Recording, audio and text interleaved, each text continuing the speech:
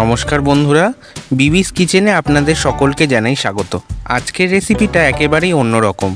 মিষ্টি আলু দিয়ে তৈরি করব দারুণ সুস্বাদু মিষ্টি আলুর পুলি পিঠে।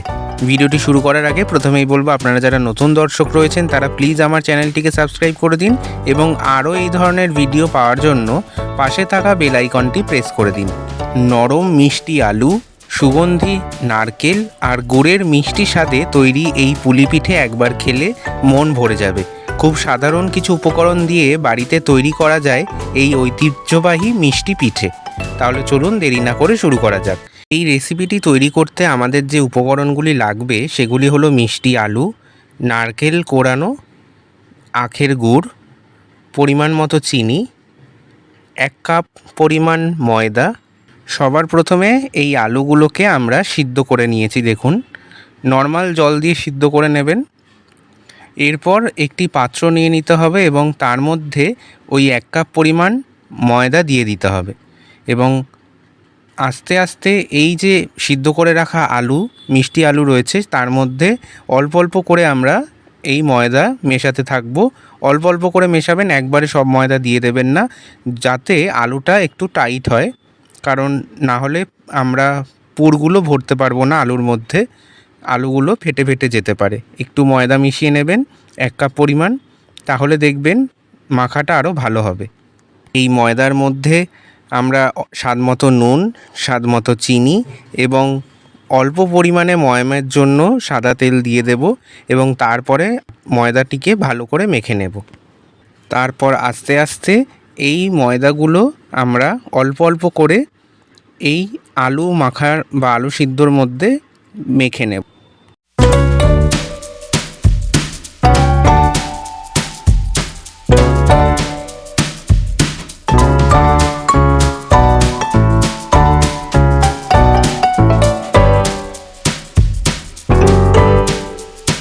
দেখুন আমরা কি সুন্দরভাবে একটা ডো বানিয়ে নিয়েছি এই আলু এবং ময়দার।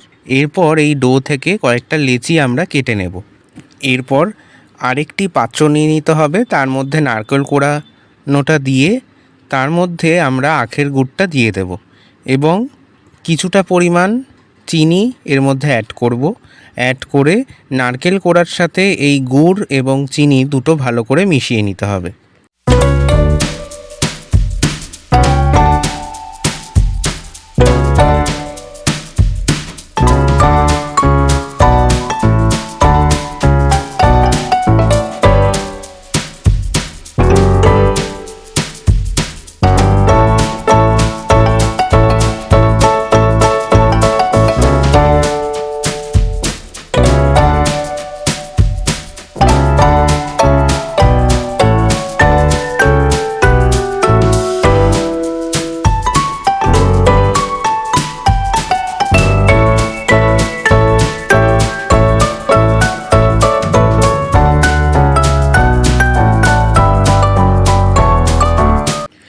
ভালো করে মেশানো হয়ে গেলে এরপর আমরা পুর তৈরি করার জন্য একটি কড়াই নিয়ে নেব এবং তার মধ্যে কড়াইটা গরম হয়ে উঠলে তার মধ্যে এই মাখা নারকেলের পুরটা দিয়ে দেব, দিয়ে ভালো করে নেড়েচেড়ে নিতে হবে। দেখবেন এর মধ্যে একটু টাইট ভাব চলে আসবে, যেরকম ঠিক নারকেলের নাড়ু করার সময় হয়, ঠিক সেই রকম।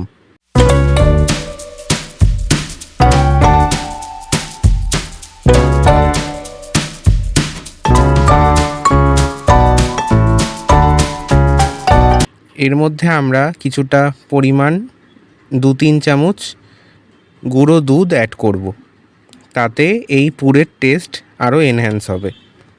এরপর আমরা এই পুরটাকে কিছুক্ষণ নাড়িয়ে চাড়িয়ে নেব এবং তারপরে কড়াই থেকে নামিয়ে ঠান্ডা হতে দেব।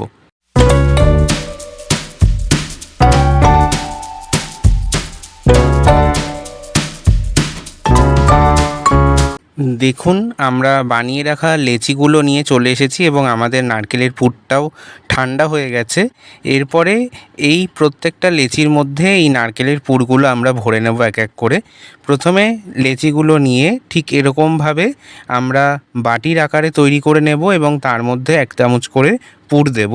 এই নারকেলের পুর বেশি পুর দেবেন না, তাহলে কিন্তু পুরগুলো বেরিয়ে যেতে পারে বাইরে এবং ফেটেও যেতে পারে এই পিঠেটা। তাই অল্প পরিমাণে 1 চামচ পরিমাণে পুর দেবেন এবং দেখুন এইভাবে ঠিক গড়তে হবে পুলি পিঠের মতো। আমরা কয়েকটা বানিয়ে দেখাচ্ছি, ঠিক এইভাবে বানাবেন।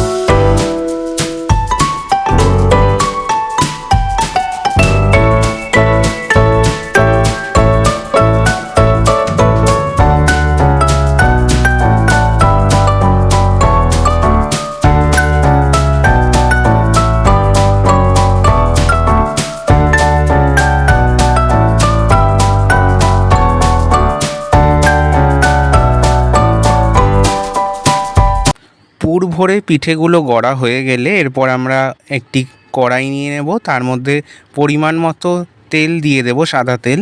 এই পুলি পিঠেগুলোকে আমরা এক এক করে ভেজে নেব এই তেলের মধ্যে।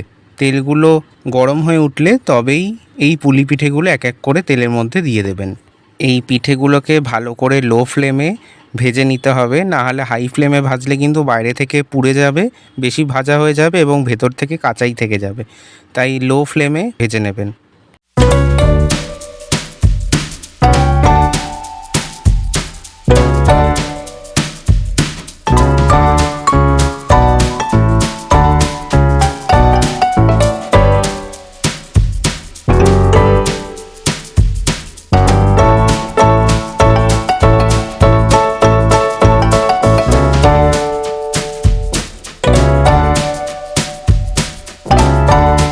এরপর আমরা আরেকটা কড়াই নিয়ে নেব। সেই কড়াইটা গরম হলে তার মধ্যে বেঁচে যাওয়া যেটুকু আখের গুড় ছিল সেটুকু আমরা এই কড়াইতে দিয়ে দেব এবং তার মধ্যে আমরা অল্প পরিমাণে 2 টেবিল চামচ পরিমাণে চিনি অ্যাড করব। চিনি অ্যাড করে কিছুক্ষণ নাড়াচাড়া করে নেব। কিছুক্ষণ নাড়াচাড়া করে এর মধ্যে আমরা 1 কাপ পরিমাণ জল দিয়ে দেব এবং তারপর আবার কিছুক্ষণ নাড়াচাড়া করে নেব। দেখুন এটার মধ্যে একটু চিটচিটে ভাব চলে এসেছে। এই পর্যায়ে এর মধ্যে ভেজে রাখা পুলি পিঠেগুলো আমরা এক এক করে দিয়ে দেব। পুলি পিঠেগুলো দিয়ে কিছুক্ষণ নেড়েচেড়ে নিলেই রেডি হয়ে যাবে আমাদের মিষ্টি আলুর পুলি পিঠে। বাড়িতে একবার অবশ্যই ট্রাই করবেন, খেতে খুব ভালো হয়। বাড়িতে অতিথি এলে নিশ্চয়ই আপ্যায়নের জন্য এই রেসিপিটি অবশ্যই তাদের পাতে রাখবেন। বন্ধুরা, আপনারা অবশ্যই বাড়িতে আমাদের এই রেসিপিটি ট্রাই করবেন এবং অবশ্যই কমেন্ট করে জানাতে ভুলবেন না যে এই রেসিপিটি কেমন হয়েছে আপনাদের হাতে। আপনারা যদি আমাদের এই টিপস এবং ট্রিক্স ফলো করেন তাহলে নিশ্চয়ই আপনারা খুব চটজলদি এই সুস্বাদু রেসিপিটি বানিয়ে ফেলতে পারবেন। আজকের মতো এখানেই বিদায় জানাই। ধন্যবাদ।